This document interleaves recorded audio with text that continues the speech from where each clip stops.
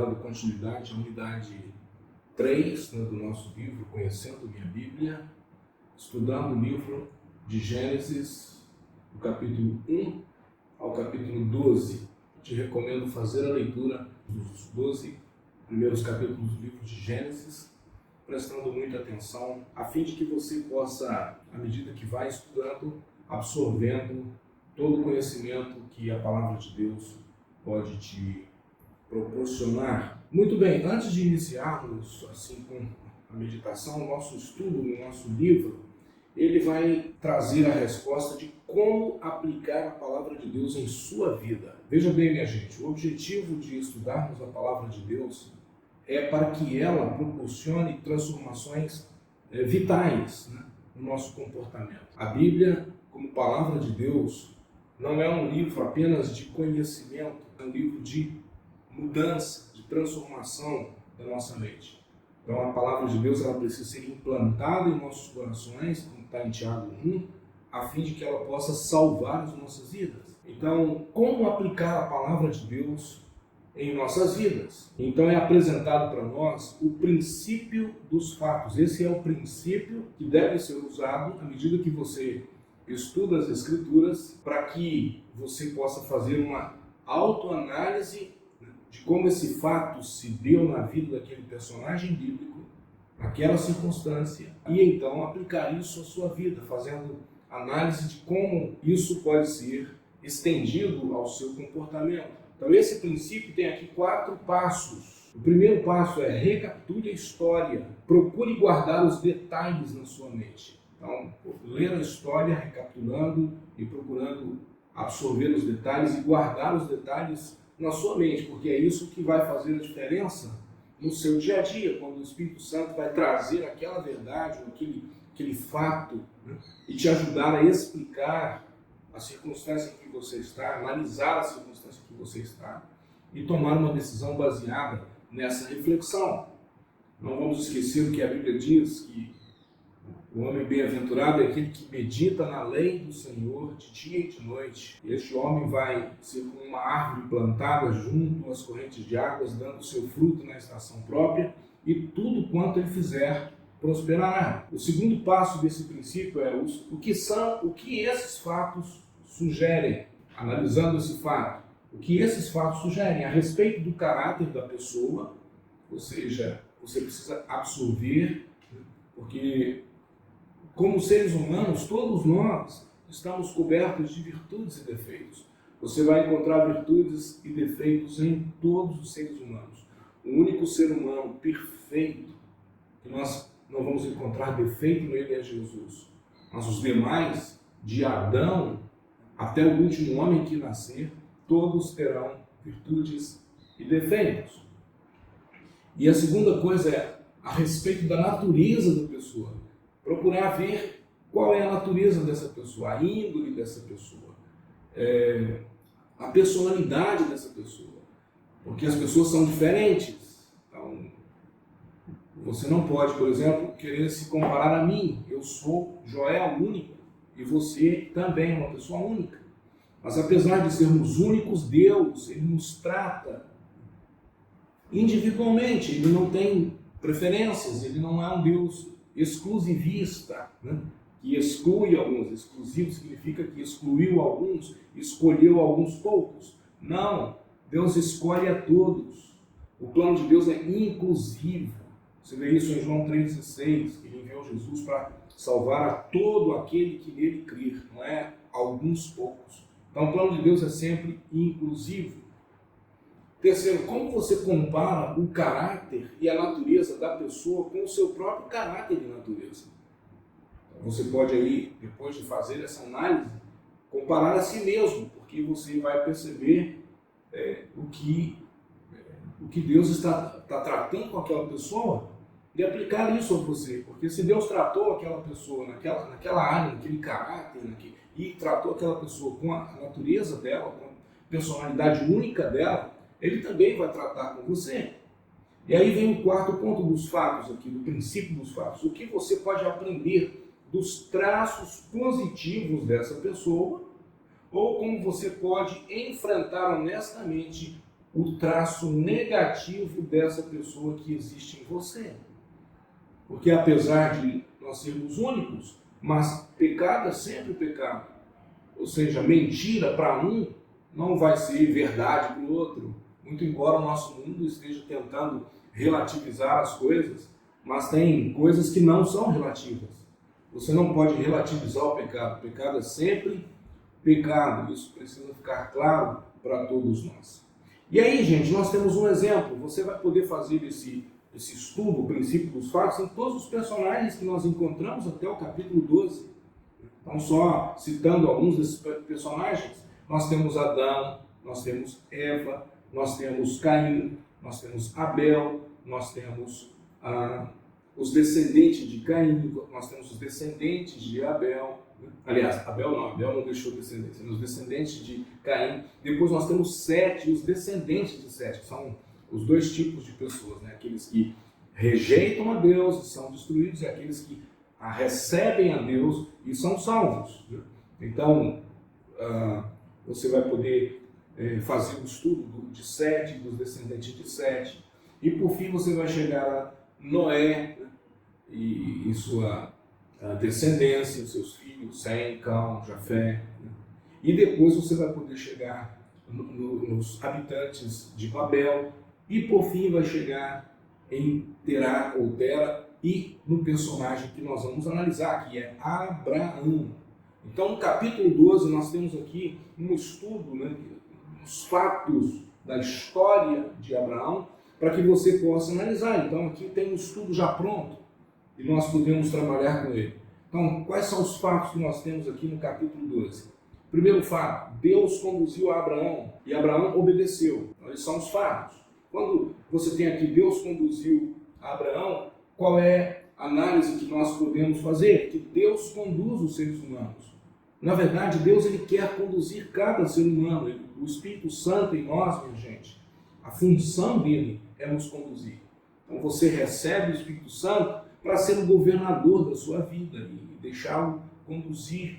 Como diz o apóstolo Paulo em Gálatas 5, andai no Espírito e jamais satisfareis a concupiscência da carne, ou seja, deixa o Espírito Santo governar a sua vida e você não vai ceder à sua natureza pecaminosa, humana, caída, fraca, né, e problemática. Então, o segundo fato histórico é Abraão obedeceu, ele aceitou a condução de Deus em sua vida. E aí você tem a conclusão aqui que a obediência é o resultado da fé. Ele obedeceu porque creu. Você, inclusive, pode fazer pesquisa na Bíblia sobre o personagem Abraão e você vai encontrar que ele é o pai da fé, o pai dos que creem. Terceiro fato histórico, Ló foi com ele, ou seja, Abraão levou Ló, que era o seu sobrinho. E qual é a conclusão que nós extraímos disso? Insegurança de Abraão contra a ordem de Deus. Por quê? Porque quando você vai para a ordem do Senhor, no primeiro versículo do capítulo 12, sai-te da tua terra e da tua parentela e da casa de teu pai para a terra que eu te mostrarei. Mas Abraão ignorou isso e levou o seu sobrinho com ele. Então, de repente, isso demonstra uma insegurança de Abraão contra a ordem de Deus. Ele creu, mas ao mesmo tempo deixou ali vai que de repente eu preciso de alguma coisa. E nós vamos perceber, não aqui nesse texto especificamente, nós vamos perceber no estudo disso à frente, você pode avançar um pouco para ver o personagem Ló, o quanto o personagem Ló vai ser um problema, né, para Abraão e para os seus descendentes. É muito importante, por exemplo, que nós já saibamos que entre os descendentes de Ló estão os moabitas, né, que serão inimigos do povo de Israel, ou seja, os descendentes de Ló vão perseguir os descendentes de Abraão. Coisa incrível isso. Então, quando você obedecer ao Senhor, não deixe aí nenhuma insegurança no processo, alguma coisinha ali, alguma desconfiança. Não deixe a dúvida entrar no processo. Outro fato histórico, Abraão adorou. E quando Abraão adorou, ele desenvolveu um relacionamento com Jeová. Ele desenvolveu um relacionamento pessoal com Deus. Isso é maravilhoso, minha gente. A adoração promove isso. Deus procura, João, capítulo 4, Deus está, versículo 24, Deus está procurando adoradores que o adorem em espírito e em verdade. Então, Abraão, ele caiu na graça do Senhor porque ele adorou o Senhor, mesmo sendo fraco, mesmo sendo falho, ele adorou o Senhor. Ele construiu altares para o Senhor. E isso fez com que ele se tornasse íntimo do Senhor. Deus vai chamar a Abraão, né, de amigo dele. Abraão, meu amigo. Eu não vou fazer nada sem, né, compartilhar com meu amigo, né, amigo de Deus. Depois nós temos Abraão descendo ao Egito, a partir do verso 10. E esse fato, né, revela que ele deixou a terra prometida, um ato de falta de fé. Por que ele desceu ao Egito? Porque havia fome em Canaã. Então, no momento de fome em Canaã, ele vai para o Egito, que é um lugar que tem ali o Nilo, que tem, né, um vasto fertilização para plantio, e ele então desce para lá com esse ato de fé. A questão é que Deus poderia sustentar Abrão em Canaã, mas ele, né, falhou em sua confiança, né, falhou em sua fé nesse momento. Lá no Egito, ele disse que Sarai, que era sua esposa, era sua irmã. Ele não mentiu 100% que ela era sua meia-irmã. Né? Mas Sarai era sua esposa. Por que ele fez isso? Com medo de ser morto, porque Sarai era uma mulher bonita. Nesse momento, ele demonstra que ele abriu mão da sua confiança em Deus, né, para protegê-lo e proteger sua esposa e sua família, né, e vai fazer um esforço humano para se proteger. Ele queria segurança pessoal. E isso demonstrou, mais uma vez, falta de fé. Interessante que o pai da fé falha tantas vezes na questão da fé. Isso demonstra, gente, como Deus é bom, sabe? Ele não considera a nossa fraqueza. Ele realmente nos trata de acordo com nossa decisão de arrependimento, nossa decisão de voltar atrás e buscá-lo, né, com sinceridade. Outro fato histórico, Sarai, ela obedeceu ao seu marido. E isso vai se tornar interessante porque mais tarde essa mulher, e aqui um ensino para as mulheres, vai ser considerada um exemplo para as mulheres, porque ela obedeceu a Abraão. E entre parênteses aqui no nosso livro está incrível, incrível que essa mulher tenha obedecido ao seu marido, o que mostra, que demonstra que essa é uma fraqueza que toda mulher ela carrega em si e ela precisa trabalhar isso, a questão de entender a missão de Deus para o seu marido e ser a ajudadora, cooperadora com ele em sua missão. E por fim, o último fato histórico que nós temos aqui é Abraão foi expulso do Egito. Por causa da sua mentira, por causa da sua decisão, ele foi expulso do Egito. Isso gerou humilhação, né? E humilhação é o resultado da desobediência. Então, minha gente, esse estudo, né, com base no personagem Abrão nesse momento ainda, né? Ele ainda não teve seu nome mudado, né? Você pode fazer as seguintes observações na página 28 do seu livro. Tá? E quais são as minhas conclusões pessoais? Isso é a conclusão do pastor Ralph Nagel, e você pode anotar isso, pode fazer isso, ou grifar isso. Cada coisa boa é resultado de fé. Cada aspecto mau ao ser humano, no ser humano, é resultado da falta de fé. Deus sempre guia. Como posso ouvir a sua voz?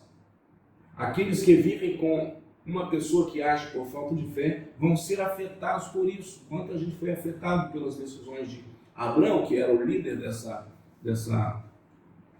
desse grupo de pessoas, sua esposa, seu sobrinho, né? Enfim. Que mistura estranha de fé e falta de fé desse homem.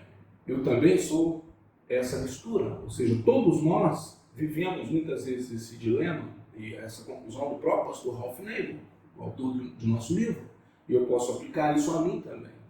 Como posso enfrentar honestamente a minha falta de fé e fazer algo a respeito? Pergunta. No caso de Abrão, ele compensou isso com adoração, com intimidade com Deus. sabe? A fé, ela vem pelo ouvir da palavra de Deus. Você precisa ouvir Deus falando com você no seu quarto de escuta, através das Escrituras, falando em seu coração. Isso é o que alimenta a sua fé. A nossa fé, ela vem do nosso relacionamento, do nosso conhecimento de Deus. Sétimo, o que posso fazer para permanecer no lugar em que Deus me coloca e não sair correndo quando aparece a fome espiritual? Olha, ou seja, tem muita gente que quando está enfrentando uma questão de fome espiritual, ele se torna um nômade espiritual. Vai de um lugar para o outro, e muita gente hoje tem se tornado, inclusive, desigrejado, né? Porque acha que aquele lugar onde ele estava era insuficiente para alimentar a sua vida com Deus. E aí, nesse processo, ele se esfria, se afasta, se torna um cristão sem frutos, sem relacionamento com o corpo de Cristo. E isso não é bom. Isso não é sadio para a vida espiritual de ninguém.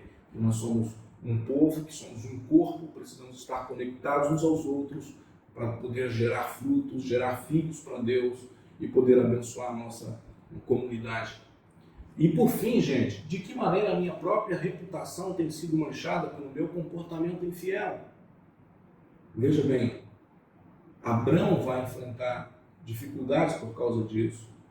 Muitas dificuldades. Se você continuar lendo, e vai continuar lendo os próximos capítulos na trajetória de Abrão, até que ele se torne Abraão, ele vai encontrar ainda muitas dificuldades, ele vai ter muita reputação, muito da sua reputação, né, perturbada por causa da sua falta de fé e sua infidelidade. E aqui, por final, uma meditação baseada nas experiências do pastor Ralph Leiva, que Abraão nunca poderia fazer de novo no Egito.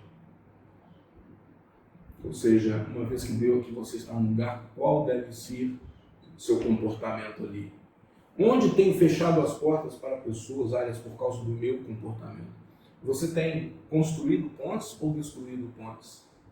Deus te chamou para ser um construtor de pontes. Você é um embaixador, né, do reino de Deus, um embaixador que promove, né, restauração do relacionamento das pessoas com Deus. Qual é a melhor maneira de tratar desse tipo de problema? Ou seja, o problema da infidelidade, da falta de fé, da quebra nos relacionamentos. Será que isso é parte daquilo que Paulo quis dizer aos Filipenses quando escreveu, esquecendo as coisas que ficam para trás? Ou seja, Paulo escreve isso. Ou seja, você não pode se apegar aos seus erros do passado, tem que lidar com eles e se livrar deles para poder prosseguir. Ok? E aqui é uma observação final. Se você não esquece as coisas que ficam para trás, as memórias podem destruir você. Então, minha gente, esse é um estudo baseado no capítulo 12 de Gênesis. Eu te aconselho a fazer estudos em outros capítulos. Aqui no nosso livro há uma recomendação para você fazer um estudo da vida de Adão, usando o Gênesis capítulo 2 e capítulo 3. Fatos a respeito de Abraão, as suas conclusões pessoais e uma meditação pessoal no processo. Então, minha gente, por hoje é só. Continue conosco na próxima semana, onde estaremos iniciando a unidade 4 na próxima semana. Que Deus te abençoe. Amém.